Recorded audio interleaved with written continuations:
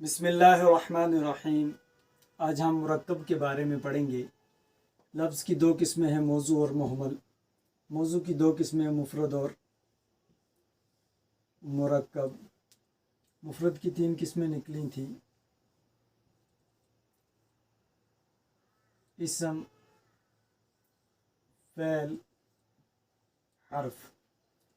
اب مرکب جو ہے اس کی دو قسمیں ہیں،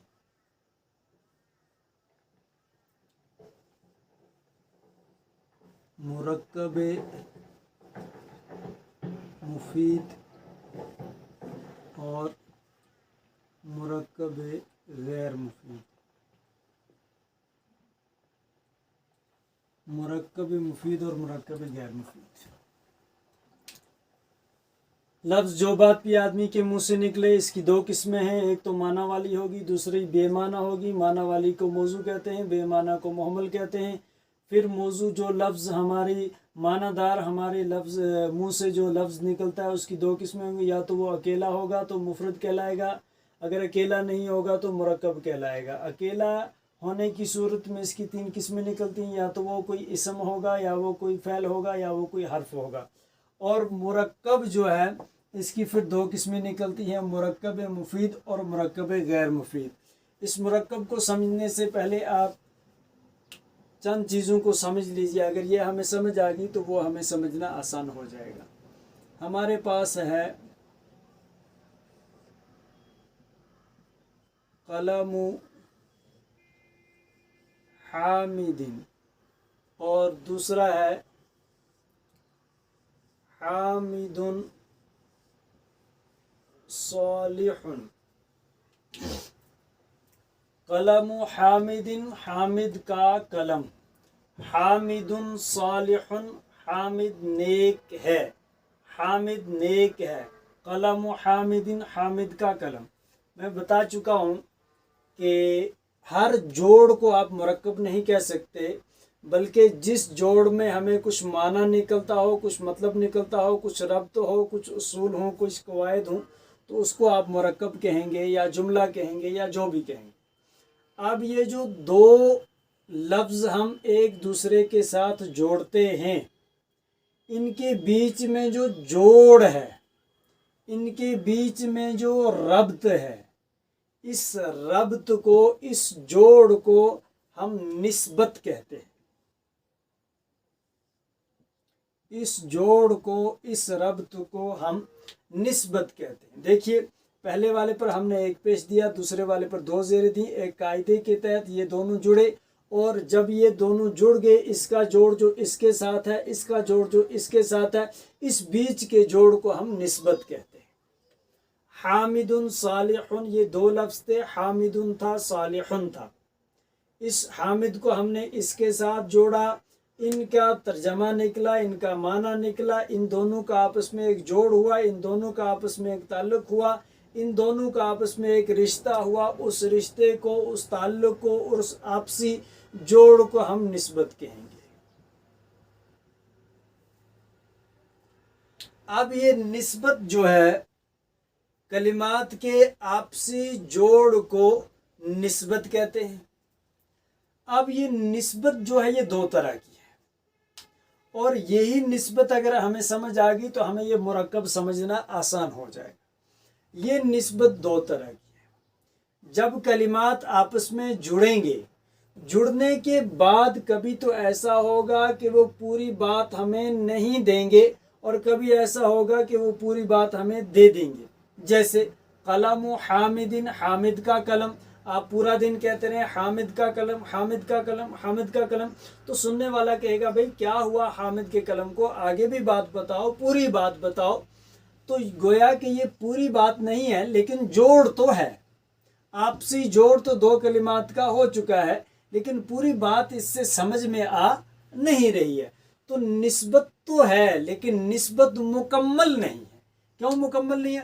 کیونکہ جب آپ قلم حامد، حامد کا قلم کہیں گے تو سامنے والا کہے گا بھئی حامد کے قلم کے بارے میں بتاؤ، وہ ٹوٹا ہوا ہے، اچھا ہے، نیا ہے، پرانا ہے، اس کی پوری ڈیٹیل بتاؤ۔ اور یہ पूरी डिटेल इसमें नहीं है, इसको हमें कुछ और लगाना है। जैसे कलम हामिदिन, हामिद का कलम, जदीदुन नया है, तो फिर वो जदीदुन लगाने के बाद बात पूरी होगी। लेकिन जब तक ये जोड़ है तो इस जोड़ से पूरी बात समझ में आ नहीं रही। इसी तरह आपके पास एक और लफ्ज है अतिलमीदु, अतिलमीदु अल मुजतहिदु, अतिलमीदु अल मुजतहिदु।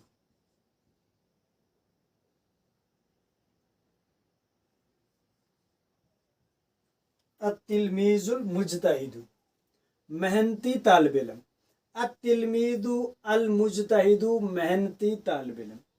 बात तो हो गई, जोड़ तो कुछ ना कुछ हो गया, दो कलिमात आपस में तो मिल गए। मिलने को, जोड़ को निस्बत कहा जाता है, तो निस्बत तो इनके बीच में कुछ ना कुछ हो गई है।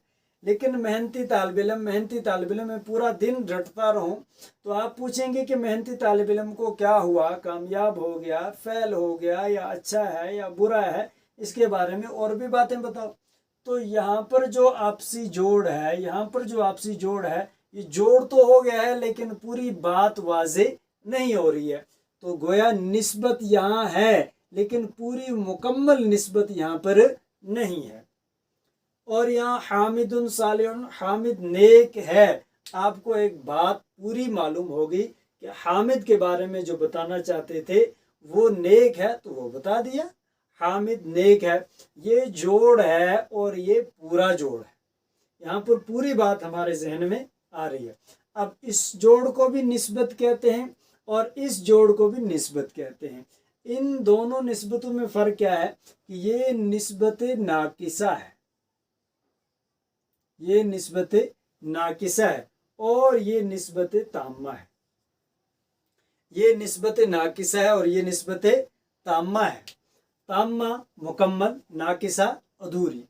तो जोड़ तो है लेकिन अधूरा है, पूरी बात इससे समझ में आ नहीं रही है। यहाँ जोड़ तो है लेकिन पूरा है, अच्छी तरह से बात समझ में आ रही है। अब ये जो जोड़ हुआ, जोड़ने को मुरक्कब कहते हैं, लेकिन इसमें पूरा अच्छी तरह से बात जहन में नहीं आ रही है, निस्बत नाकिसा है। इस निस्बत नाकिसा की वजह से ये जो मुरक्कब बन रहा है, कलम हामिदिन अतिलमीजुल मुजतहिदु, ये निस्बत नाकिसा दोनों के अंदर है। इस निस्बत नाकिसा की वजह से है तो ये मुरक्कब है क्योंकि दो लफ्ज़ों को मिलकर बना हुआ है। ये अतिलमीजु अल मुजतहिदु दो लफ्ज़ हैं, कलम हामिदिन दो लफ्ज़ हैं, तो ये मुरक्कब तो है लेकिन पूरा नहीं है, निस्बत पूरी नहीं, जोड़ पूरी नहीं।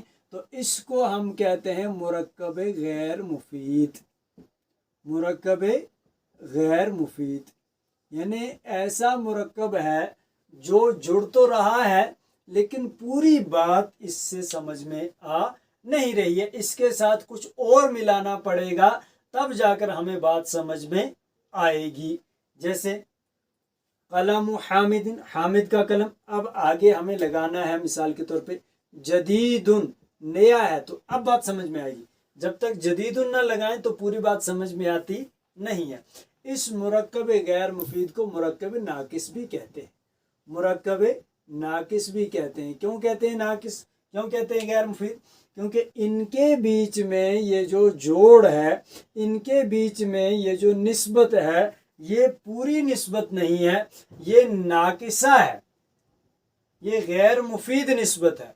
इस निस्बत की, इस जोड़ के नामुकम्मल होने की वजह से ये मुरक्कब भी नाकिस ही रहेगा।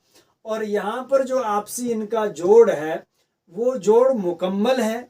उस मुकम्मल जोड़ की वजह से हम इस हामिदुन सालिहुन को मुरक्कब मुफीद कहते हैं, मुरक्कब मुफीद कहते हैं। इस मुकम्मल जोड़ को हम मुरक्कब मुफीद कहते हैं और इस आपसी जोड़ को हम निस्बत कहते हैं। तो निस्बत कलिमात के आपसी जोड़ को कहते हैं। फिर निस्बत की दो किस्में हैं, निस्बत नाकिसा और निस्बत ताम्मा। निस्बत नाकिसा कलिमात के दरमियान ایسی نسبت جس سے پوری بات معلوم نہ ہو، اور نسبت تامہ ایک اسم کی دوسرے اسم یا فعل کی طرف ایسی نسبت ہونا جس سے پوری بات معلوم ہو جائے، اس کو نسبت تامہ کہتے ہیں، اور اسی کو مرکب مفید کہتے ہیں۔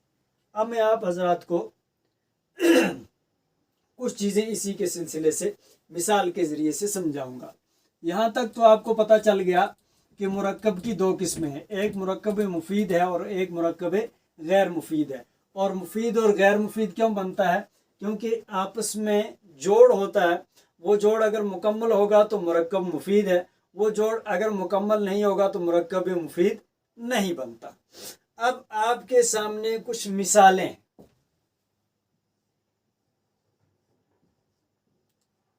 المدرسۃ الکبیرۃ، المدرسۃ الکبیرۃ، ایک مثال آپ کے پاس یہ ہے۔ دوسری مثال آپ کے پاس باب المسجد، باب المسجد۔ تیسری مثال آپ کے پاس حامد صالح۔ چوتھی مثال آپ کے پاس قرأ راشد۔ پانچویں مثال آپ کے پاس اذهبوا، اذهب۔ المدرسۃ الکبیرۃ کا ترجمہ ہے بڑا مدرسہ، بڑا مدرسہ۔ باب المسجد، مسجد کا دروازہ۔ حامد صالح، حامد نیک ہے۔ قرأ راشد، راشد نے پڑھا، راشد نے پڑھا۔ اذهبوا، تم جاؤ۔ ذرا آپ غور کیجیے، ان مثالوں میں چونکہ ایک کلمے کو ہم نے دوسرے کے ساتھ جوڑا ہے، ایک لفظ کو دوسرے کے ساتھ جوڑا ہے، اور یہ جوڑ نسبت کہلاتا ہے۔ اب ان میں کوئی جوڑ تو ایسا ہوگا جو جوڑنے کے بعد بھی پوری بات بتاتا نہیں ہے، جیسے المدرسۃ الکبیرۃ، بڑا مدرسہ۔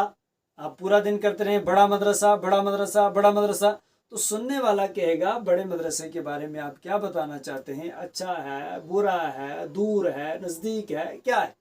تو پوری بات یہاں آپ کے سامنے نہیں آئی۔ باب المسجدی، مسجد کا دروازہ۔ آپ پورا دن کرتے رہیں باب المسجدی، باب المسجدی، سامنے والا کہے گا بھائی باب مسجد کے دروازے کو کیا ہے؟ کھلا ہے، بند ہے، بڑا ہے، چھوٹا ہے، چوڑا ہے، کیسا ہے، تنگ ہے۔ تیسری مثال حامد صالح، حامد نیک ہے۔ یہاں پر بات پوری ہو چکی ہے۔ جب آپ کہیں گے حامد صالح، حامد نیک ہے، تو سننے والے کو حامد کے بارے میں پتہ چل گیا کہ وہ نیک ہے۔ قرأ راشد، راشد نے پڑھا، تو سننے والے کو پتہ چل گیا کہ راشد نے پڑھا ہے، پوری بات ہے۔ اذهبوا، تم جاؤ، تو یہ پوری بات ہمارے سامنے آ چکی ہے۔ اب کیا ہے کہ آپ ذرا غور کیجئے، یہ جو نسبت ہے، جہاں جہاں پر نسبت ناقصہ ہے وہ مرکب ناقص ہے۔ جیسے اس میں نسبت ناقصہ ہے تو یہ مرکب ناقص ہے، اس میں نسبت ناقصہ ہے تو یہ مرکب ناقص ہے، اس میں نسبت تامہ ہے تو یہ مرکب مفید یا مرکب تام ہے، اور اس میں نسبت تامہ ہے تو یہ مرکب مفید ہے، اس میں نسبت تامہ ہے تو یہ مرکب مفید ہے۔ ذرا آپ غور کیجئے کہ یہ جو نسبت ہے، نسبت تامہ کسے کہیں گے اور نسبت ناقصہ کسے کہیں گے؟ جس جوڑ کے بعد، جس نسبت کے بعد جو لفظ میں کہہ کر خاموش ہو جاؤں اور سننے والے کو کوئی پوری خبر، کوئی پوری طلب حاصل نہ ہو، یعنی وہ مزید انتظار میں رہے کہ اب اس کے بارے میں کیا کہنا چاہتا ہے، مزید انتظار میں رہے، پوری بات اس کو معلوم نہ ہو، تو اس کو مرکب غیر مفید کہتے ہیں، اور اسی کا دوسرا نام مرکب ناقص ہے۔ اور جس جوڑ کے بعد، جس نسبت کے بعد، جس تعلق کے بعد سننے والے کو پوری بات معلوم ہو جائے، جب کہنے والا بات کہہ کر خاموش ہو رہا ہے تو اس کے ذہن میں ایک بات آ گئی، اس کے ذہن میں ایک خبر آ گئی، اس کے ذہن میں ایک طلب، ایک خواہش آ گئی، تو یہ بات پوری ہو گئی ہے۔ جب پوری ہو گئی ہے تو اس نسبت تامہ کی وجہ سے اس کو مرکب مفید کہیں گے۔ اور مرکب مفید کا دوسرا نام جملہ بھی ہے، مرکب مفید کا دوسرا نام مرکب تام بھی ہے، اور مرکب مفید کا چوتھا نام کلام بھی ہے، اور مرکب غیر مفید اور مرکب ناقص۔ اب یہ باتیں آپ کے سامنے آ گئی۔ اب ہم نے کیا دیکھنا ہے کہ یہ جو باتیں ہم نے جوڑی ہیں، مرکب مفید اور مرکب غیر مفید، اس آپسی جوڑ کو نسبت کہا جاتا ہے، اس آپسی جوڑ کو نسبت کہا جاتا ہے۔ اور اسی نسبت کا جو نسبت کی دو قسمیں، نسبت ناقصہ اور نسبت تامہ، یہ جو نیچے والی تین مثالیں ہیں یہ نسبت تامہ کی ہیں، اور اوپر والی دو مثالیں نسبت ناقصہ کی۔ یہ جو نسبت تامہ ہے اس کو اسناد بھی کہا جاتا ہے، اسناد۔ نسبت کا مطلب ہے ایک کا تعلق دوسرے کے ساتھ جوڑ رہا ہے، ایک کا ربط ہم دوسرے کے ساتھ کر رہے ہیں۔ اب آپ کے ذہن میں یہ آپ یاد رکھیں کہ مرکب کسے کہتے ہیں؟ وہ لفظ ہے جو دو یا زیادہ کلموں سے مل کر بنے۔ جب دو کلموں سے مل کر بنے گا تو اس کے بیچ میں ایک جوڑ ہوگا، ایک ربط ہوگا، ایک نسبت ہوگی۔ وہ نسبت اگر مکمل ہے تو یہ مرکب مفید ہے، اور وہ ربط، وہ جوڑ اگر مکمل نہیں ہے تو یہ نسبت ناقصہ کہلائے گا۔ اب نسبت ناقصہ اور نسبت تامہ، اسی کو مرکب مفید اور مرکب غیر مفید کہتے ہیں۔ یہ چیزیں آپ کے سامنے آ چکی ہیں۔ اب یہ جو نسبت تامہ اور ناقصہ ہم نے پڑھ لیا، یہ جو جملہ ہم نے پڑھا مرکب مفید، ہم نے پڑھا مرکب کی دو قسمیں ہیں۔ پہلے نمبر پر مرکب کی دو قسمیں ہیں، مرکب مفید اور دوسری قسم مرکب غیر مفید۔ مرکب مفید اور مرکب غیر مفید، اس پر میں آپ کو تھوڑا سا اجرا کروا دیتا ہوں، اور اجرا کروانے کے بعد ہم آگے پڑھیں گے۔ ہمارے پاس ایک لفظ آیا ہے قلم حامد، قلم حامد، اور دوسرا لفظ ہے ہمارے پاس حامد صالح۔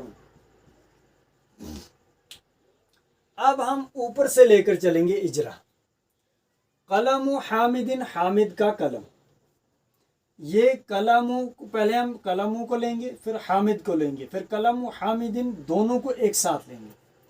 قلم لفظ ہے اس لیے کہ انسان کے منہ سے نکلی ہوئی بات ہے۔ لفظ کی دونوں قسموں موضوع اور محمل میں سے موضوع ہے اس لیے کہ معنی دار ہے۔ موضوع کی دونوں قسموں مفرد اور مرکب میں سے مفرد ہے اس لیے کہ اکیلا لفظ ایک معنی پر دلالت کرتا ہے۔ اور مفرد کی تینوں قسموں اسم فعل حرف میں سے اسم ہے اس لیے کہ اپنا معنی خود دے رہا ہے، اور اس میں تین زمانوں میں سے کوئی زمانہ نہیں ہے۔ ہوگی قلم کے بارے میں۔ اب حامد کے بارے میں الگ سے کریں گے۔ حامد لفظ ہے اس لیے کہ انسان کے منہ سے نکلی ہوئی بات ہے۔ لفظ کی دونوں قسموں موضوع اور محمل میں سے موضوع ہے اس لیے کہ معنی دار ہے۔ موضوع کی دو قسموں مفرد اور مرکب میں سے مفرد ہے اس لیے کہ اکیلا لفظ ایک معنی پر دلالت کرتا ہے، اور مفرد کی تین قسموں اسم فعل حرف میں سے اسم ہے اس لیے کہ اپنا معنی خود دے رہا ہے اور اس میں تین زمانوں میں سے کوئی زمانہ موجود نہیں ہے۔ یہ تو ہو گیا الگ الگ قلم کے بارے میں اور حامد کے بارے میں۔ اب ہم یہ جو مرکب ہے، یہ جو جوڑ ہے، اس کے بارے میں پورا دیکھیں گے۔ قلم حامدن کا اب اجرا کریں گے تو کیسے کریں گے؟ قلم حامدن لفظ ہے اس لیے کہ انسان کے منہ سے نکلی ہوئی بات ہے۔ لفظ کی دونوں قسموں موضوع اور محمل میں سے موضوع ہے اس لیے کہ معنی دار ہے۔ موضوع کی دونوں قسموں مفرد اور مرکب میں سے مرکب ہے اس لیے کہ دو کلموں سے مل کر بنا ہے، اور مرکب کی یہی تعریف ہے کہ دو یا دو سے زیادہ کلموں سے مل کر بنا ہو۔ یہاں پر دو کلموں سے مل کر بنا ہے تو اس لیے ہم کہیں گے دو کلموں سے مل کر بنا ہے۔ اور مرکب کی دونوں قسموں مرکب مفید اور مرکب غیر مفید میں سے مرکب غیر مفید ہے اس لیے کہ جب کہنے والا بات کہہ کر خاموش ہو رہا ہے تو سننے والے کو پوری بات سمجھ میں آتی نہیں ہے، نسبت ناقصہ ہے، جوڑ اس کا مکمل نہیں ہے، پوری بات سمجھ میں آتی نہیں ہے، تو یہ مرکب غیر مفید ہے۔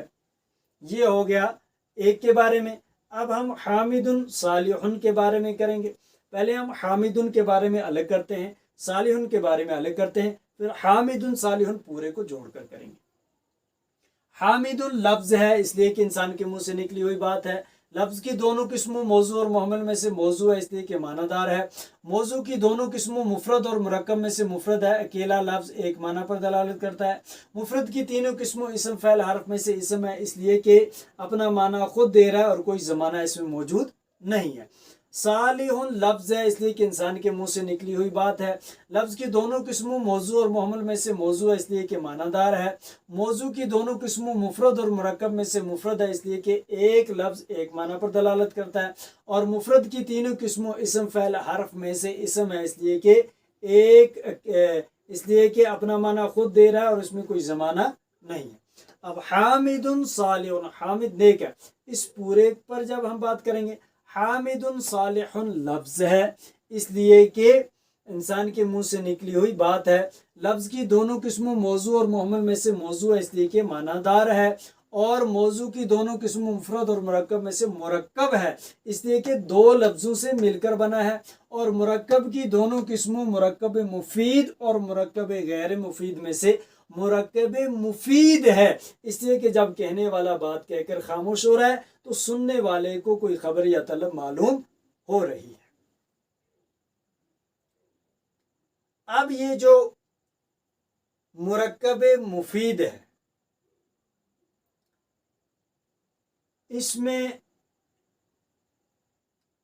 بھی آگے قسمیں بنیں گی، اور مرکب غیر مفید جو ہے اس میں بھی آگے قسمیں بنیں گی، اور جس طرح میں نے آپ کو اجرا کروایا ہے اس کے علاوہ بھی آپ اپنے اعتبار سے بہت ساری مثالوں پر اجرا کر سکتے ہیں۔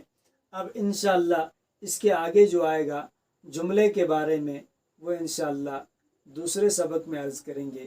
وآخر دعوانا ان الحمد للہ رب العالمین۔